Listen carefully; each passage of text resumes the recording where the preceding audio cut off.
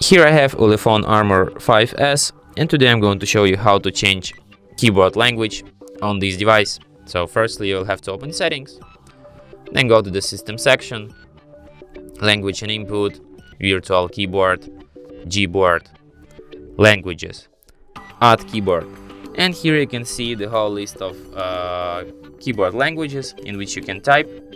Let's select, for example, maybe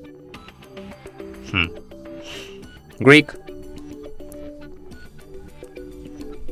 and then tap done. And now let's try to write down something in Greek language.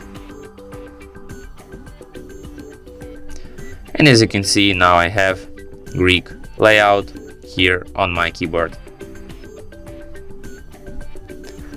And that's it. Thanks for watching. If you find this tutorial useful, don't forget to hit that like button and subscribe to our channel.